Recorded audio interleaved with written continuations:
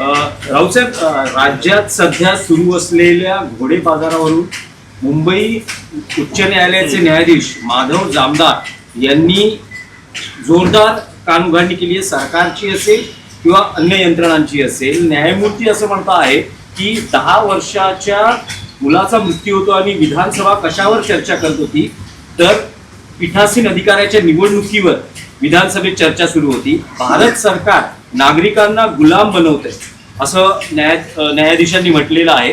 तसंच washing machine आहे, हे सगळं वाचलेलं आहे मी. हो, हे सगळं मी ऐकलेलं आहे. आणि हे ऐकून आणि वाचून मी रोमांचित झालो. कोणाचा तरी आत्मा जागा आहे. न्यायासनावर बसलेला कोणीतरी एक असा रामशास्त्री आहे जो डोळे उघडे ठेवून आपल्या सभोवती काय चाललंय, काय वातावरण आहे त्याच्यावरती परखड भाष्य करतो. आणि अशा ज्या काही मोजक्या प्रमुख व्यक्ती आहेत त्यांच्यामुळे त्या देशाचं संविधान आणि लोकशाही टिकेल. अमित शहा विरुद्ध घोषणा दिल्यामुळे तडीपारी होत असेल तर या देशात लोकशाही आहे असं म्हणता येणार नाही. फक्त विरोधकांवर गुन्हे दाखल करायचे, त्यांना तडीपारा कराय. आता माझ्या बरोबर आमचे आंबेगाव जुन्नरचे सहसंपर्क प्रमुख आहेत, जिल्हा प्रमुख आहेत, सुरेश भोर. त्यांनी मला एक विषय सांगितला, बिबट्याच्या विरुद्ध आंदोलन. त्याला काय होतं?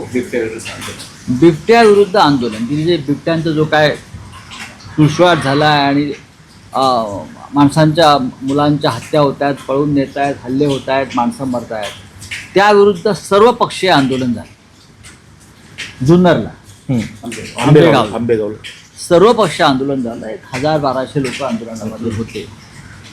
त्या आंदोलनामध्ये काँग्रेसचे लोक होते, राष्ट्रवादी काँग्रेसचे लोक होते, भारतीय जनता पक्षाचे लोक होते.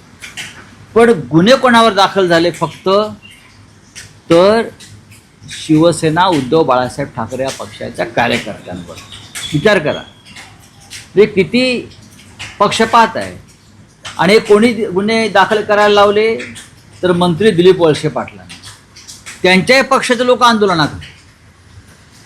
हा सामाजिक विषय आहे, हा समाजाच्या सुरक्षेचा विषय आहे. भाजपचे लोक त्या आंदोलनामध्ये होते, घड्याळाचे लोक आंदोलनात होते, पण गुन्हे दाखल केले.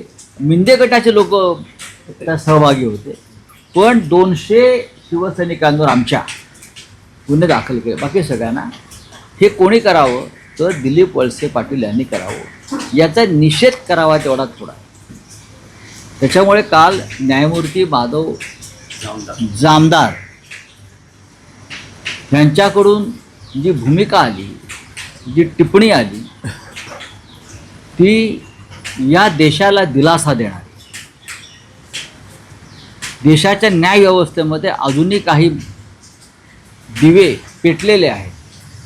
सगळीकडे अंधार नाही, कुठेतरी आशा आहे, आशेचा किरण आहे. कारण आज आम्ही सगळे ह्या जे न्यायमूर्ती साहेबांनी सांगितलं आहे त्या दुःस्वप्नातून आम्ही सगळे जात आहोत. विरोधकांना नष्ट करणं, सत्ताधाऱ्यांवर टीका केली का आम्हाला तुरुंगात टाकणं, फक्त आम्हाला भ्रष्टाचाराने आपल्या पक्षात घेणं, बाकी इतरांना मग तुरुंगात टाकायचं. ज्यांना तुरुंगात जायचं नाही त्याने वॉशिंग मशीनमध्ये टाकायचं. या सगळ्यावरती उत्तम प्रकारची टिप्पणी न्यायव्यवस्थेतील एका महत्त्वाच्या व्यक्तीने करावी. याचा अर्थ देश आणि देशाचा आत्मा जागा ठेवणारी माणसं अजूनही न्यायव्यवस्थेमध्ये आहेत. सर्व काही संपलेलं नाही आशा आहे. मुंबईमध्ये आपण पाहिलं मागच्या 3 दिवसामध्ये ज्या 2 घटना घडल्या त्यावरती काल विधिमंडळामध्ये अमित साटम हे जे भारतीय जनता पक्षाचे मुंबई अध्यक्ष आहेत ते त्या गोष्टीवरती हसत मी याच्यावरती आज भाष्य केलेलं आहे समाज माध्यमांवर, ट्विटरवरती, की 2 मृत्यू झाले. त्यातला एक 11 वर्षाचा मुलगा आहे, शाळकरी मुलगा, 11 वर्षाचा मुलगा आहे. त्याच्यानंतर एक सिटीजन सिनियर सिटीजन आहे मला वाटतं, 2 मृत्यू झाले, अनेक जण जखमी झाले. आणि मुंबई भाजपचा अध्यक्ष चाटम, बरं का चाटमच ना, काय त्याचं नाव, चाटम बरं का, तर तो निर्लज्जपणे हसून काल झाड पडलं, काल झाडात एक माणूस मेला, आज मॅनहोलमध्ये मेला, असं निर्लज्जपणे दात वेंगाडून हसतो. ही किती क्रूरता आणि विकृती आहे. या पक्षाचा अंतरात्मा किती क्रूर आहे आणि विकृत आहे भारतीय जनता पक्षाचा. देवेंद्र फडणवीस यांच्यामध्ये थोडी जरी संवेदना शिल्लक असेल तर अशा माणसाला ताबडतोब पदावरून हाकलून दिलं पाहिजे. एकतर तुम्ही नालेसफाई केलेली नाही,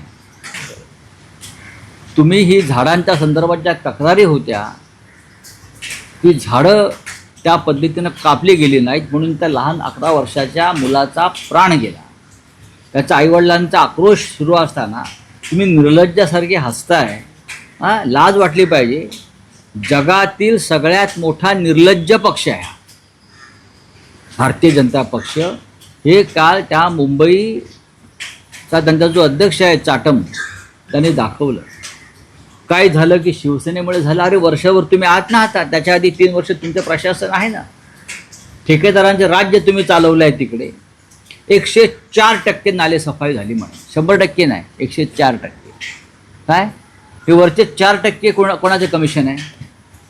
100% नालेसफाई होते, हे बोलू शकतो. 104%, 4% कमिशन आहे, बोनस.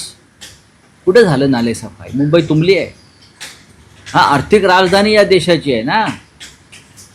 तुम्ही मुंबईचं काहीतरी वेगळं करायला निघालेलं आहात ना अडाणीच्या मदतीनं, आणि मुंबईची ही अवस्था. माणसं वाहून जात आहेत, गाड्या तरंगत आहेत. अमिताभ बच्चनच्या घरात पाणी गेलेलं आहे. बिग बी त्याच्या खाटीवरती पाय वर करून बसलेले आहेत, पाणी आलं म्हणून. काय झालंय काय? आणि निर्लज्जपण हसतंय माणसं मेल्यावर. वेदना, संवेदना, दुःख, संयम, ह्याच लोकांनी राम मंदिर लुटलं. हे अशा ज्या विकृतीचे लोक आहेत चाटमसारखे, तेच लोक अयोध्येत आहेत. आणि ह्यांच्यामुळेच राम मंदिर लुटलं गेलं आहे. इथे मुंबईची तिजोरी लुटली जनतेची, तिथं राम मंदिर लुटलं. निर्लज्ज पक्ष आहे. पण राऊत साहेब, गेल्या काही दिवसात ज्या घटना घडलेल्या आहेत आणि ज्यात अनेकांना आपल्या प्राणांना मुकावं लागलं आहे, आता महापालिका कारवाई अशी करते की त्या अधिकाऱ्यांचं निलंबन होत आहे. महापालिका आयुक्तांना हटवा किंवा त्यांच्यावर कारवाई करा. आयुक्तांचा संबंध काय? अशी मागणी. याच्यामध्ये खरं म्हणजे नगरविकास मंत्र्यांना हटवायला पाहिजे. नगरविकास मंत्री जे आहेत त्यांच्याच पक्षाचे उपमहापौर आहेत, ते म्हणतात की आयुक्तांना हटवा. आयुक्त IAS अधिकारी आहे. या मुंबई महापालिकेत गेल्या काही काळापासून जे ठेकेदारांचं राज्य सुरू झालेलं आहे ते राजकारणांमुळे सुरू झालं, आयुक्तांमुळे नाही. आयुक्त मेट्रो वुमेन ज्या होत्या चांगलं काम करणाऱ्या अधिकारी आहेत माझ्या माहितीप्रमाणे, पण त्यांचं अपयश असं आहे की त्यांना हे ठेकेदारांचं राज्य मोडून काढता आलं. त्यांनी ते राज्य मोडून काढलं पाहिजे होतं, ठेकेदारांचं राज्य. ज्या मेयर आहेत त्यांनी नालेसफाई खरोखर केली आहे की नाही त्यांच्या नेतृत्वाखाली? मुळात ते महापौराचं कामच नाही आहे. हे तुमचे मुलुंडचे नागडे पोपटलाल महापालिकेत जातात आणि बांगलादेशींना हटवा. हे काय महापालिकेचं काम आहे? दबाव आणतात महापालिकेवर. त्या आयुक्तांच्या बाजूला बसतात, मेयरच्या बाजूला बसतात, चित्रविचित्र हावभाव करतात. आयुक्त हे सण कसं करतात ही आयुक्तांची चूक आहे. बांगलादेशींना हटवणं हे अमित शहांचं काम आहे. अमित शहा अपयशी आहे. गृह खात्याचं काम आहे, हे काय महापालिकेचं काम आहे? महापालिकेचं काम आहे पावसामध्ये नाले सफाई करणं, साफसफाई करणं, आरोग्य व्यवस्था देणं, लाईट देणं, रस्ते करणं. बांगलादेशींना हटवणं हे तुमच्या सरकारचं म्हणजे गृह खात्याचं. अमित शहा अपयशी आहेत मिस्टर पोपटलाल. नाही, पण महापालिकेतले राजकीय पक्ष असं म्हणत आहेत किंवा प्रशासन असं म्हणत आहे की यांचे अपघातात मृत्यू झाले, घटना दुर्दैवी आहे. पण तुम्ही असं म्हणता का, तुम्हाला असं वाटतं का की हे अपघातात झालेले मृत्यू आहेत की नाही, नाही, हे हा सदोष मनुष्य, मी सांगतो ना, पोखरलेली यंत्रणा हा त्याची बळी आहे? हे सदोष मनुष्यवधाचे गुन्हे आहेत. सदोष मनुष्यवध. तुमचं लक्ष नाही, तुम्ही बेफिकर आहात, तुम्ही भ्रष्ट आहात, तुमचं नियंत्रण नाही. अपघात होतात कसे? 11 वर्षाचा लहान मुलगा निष्पाप बळी गेला. श्रीवास्तव नावाचा जो मुलगा आहे, विहान श्रीवास्तव, त्याचं लहान चेंडू घेऊन त्याला अंत्यसंस्कार त्याचे केले, तो क्रिकेट खेळायचा. कसले अपघात म्हणताय तुम्ही? कोणामुळे झाले अपघात? अपघात का सहज होतात? तुमच्या भ्रष्टाचारामुळे आणि तुमच्या मस्तवालपणामुळे अपघात झाले. आणि दात वेंगाडून हसताय. कोणाची चेष्टा करताय? मृतांची चेष्टा करताय? त्या लहान मुलाच्या आईबापाची चेष्टा करताय? तुझा म्हातारा वाहून गेला त्याच्या घरच्यांची चेष्टा करताय? ह्याला निर्लज्जपणा नाही म्हणायचं तर काय म्हणायचं? परत तुम्हाला शिव्या घातल्या का वाईट वाटतं? तुमची लायकीच आहे ती शिव्या खायची. तुडवलं पाहिजे तुम्हाला रस्त्यावर लोकांनी. नाही, पण राऊतसाहेब, यात काय होतं आहे की यात काही होत नाही. नाही, यात असं होतंय की जेव्हा हे प्रश्न सत्ताधारी भाजप, शिंदे शिवसेनेला विचारले जातात, तेव्हा भाजप भूतकाळातल्या शिवसेनेचा संदर्भ देते की भूतकाळात शिवसेनेची अरे सत्ता असतानाही असे अपघात अहो, हे झाले. बदमाश लोक आहेत. आता तुमच्याकडे लोकांनी काय करायचं? लोकांनी काय करायचं? लोकांनी यांना चपला मारायच्या. अहो गेले 6-7 महिन्यापासून तुमच्याकडे सत्ता आहे. त्याच्या आधी 3.5 वर्ष तुमच्या हातात सत्ता आहे प्रशासनाची, आहे ना? यात शिवसेनेचा काय संबंध आला? सांगा. तुम्हाला नाले सफाई करण्यासाठी जर तुम्हाला 25 वर्षापूर्वीचा इतिहास काढावा लागत असेल तर तुम्ही मुंबई महानगरपालिका चालवायला नालायक आहात. तुम्ही राज्यच करू शकत नाही महाराष्ट्रात आणि शहरामध्ये. हे काल गिरीश महाजन काल नियंत्रण कक्षात बसले होते, कॅमेरेवाले घेऊन सगळे. हे काम आहे काय असं? काय तमाशा चालला आहे मुंबईचा, महाराष्ट्राचा? नौटंकी चालली. लुटालूट राम मंदिरापासून मुंबईपर्यंत सर्वत्र. बोले क्या है? आज उद्धव ठाकरेंची पत्रकार परिषद आहे. उद्धव ठाकरेंची पत्रकार परिषद आहे. की या सगळ्या घटनेमध्ये आम्ही वर्क ऑर्डरच दिलेलं नव्हतं कालच्या मॅनोरच्या प्रकरणामध्ये. बघा, हे महापालिकेचे विषय महापालिकेच्या लोकांनी यापुढे विचारा. मी एक राजकीय भाष्य केलेलं नाही, राऊतसाहेब, उद्धव ठाकरेंची आज आज पत्रकार परिषद आहे आणि राम हो. मंदिर दानपेटी अपहार प्रकरणी उद्धव ठाकरे त्यांची सविस्तर भूमिका मांडतील असं कळत आहे. या देशाला कलंकित करणाऱ्या घटना अयोध्येत घडत आहेत. ज्या अयोध्येच्या आंदोलनानं आणि प्रभू श्रीरामाच्या प्राणप्रतिष्ठेनं या देशाची अस्मिता चमकून निघाली होती, तिथे आज स्वतःला हिंदुत्ववादी मानणाऱ्यांनी जो रामाचा ताबा घेतला, अयोध्येचं अंडरवर्ल्ड केलं. आज अयोध्या एका अंडरवर्ल्डपेक्षा कमी नाही आहे.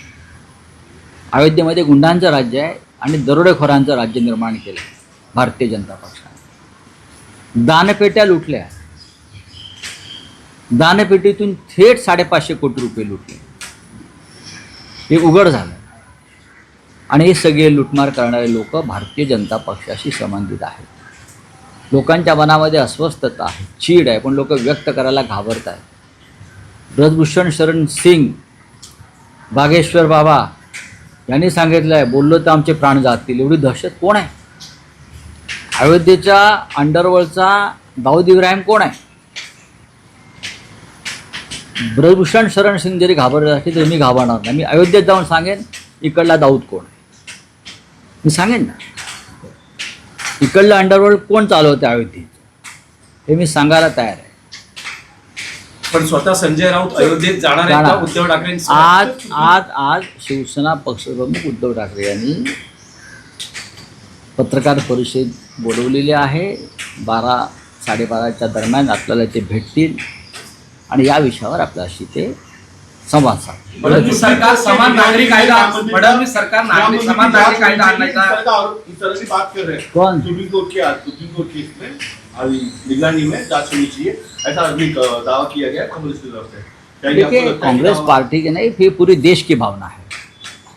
अब सुप्रीम कोर्ट के निगरानी में जांच होगी तो सुप्रीम कोर्ट निष्पक्ष है क्या? सुप्रीम कोर्ट भी उनके नीचे काम कर रहा है ना. मैं तो कहूँगा मुंबई हाई कोर्ट के जो जज है माधव जामदार, उनकी निगरानी में जांच होनी चाहिए। अब बहुत कम लोग बचे हैं इस देश के न्याय व्यवस्था में, हाँ, जो चाहते हैं कि ये सब साफ हो जाए। जिस तरह से अयोध्या जो है एक तीर्थ क्षेत्र रहा, राम की अयोध्या रही, उसका अब अंडरवर्ल्ड बन गया है। जो मुंबई में अंडरवर्ल्ड है ना, गुंडों का, और अंडरवर्ल्ड चलाने वाले बीजेपी के लोग। सबसे पहले डाका डाला है राम मंदिर पे। अब कोई एक मुसलमान पैदा करेंगे पाकिस्तान से और बोलेंगे उनका हाथ था उसमें, वो बम डालने को आएगा, उसके पास RDX है, टेरर अटैक करेगा। लूटा किसने है? ये बीजेपी के महमूद गजनवी, अंडरवर्ल्ड चला रहे लोग।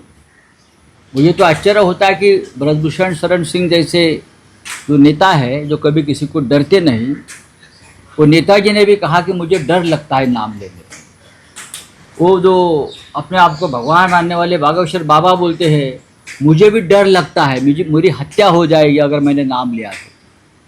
ये किसका डर है?